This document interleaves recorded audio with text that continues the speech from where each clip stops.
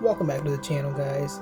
Today we're going to be talking about how to open Task Manager in Windows 10 or Windows 7 real easily and a pretty straightforward way. So let's get going. First method we're going to use the Windows search. So go ahead and click on your start menu and simply just type in Task Manager.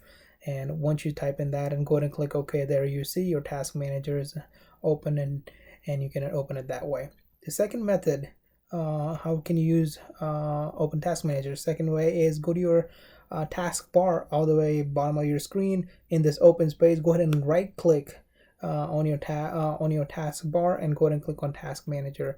That is the second method. That's how you can open taskbar. A third method, if you only have keyboard access, you can simply just go to your desktop, and once you are on your desktop, just go ahead and click on it and go ahead and press a Control Shift Escape. And when you press Control Shift Escape all at the same time, then that would open up a taskbar.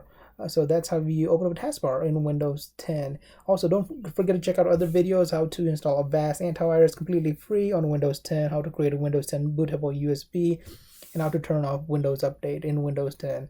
All these videos are already available on this channel. Don't forget to like, subscribe, and share this video. Again, we'll see you next time.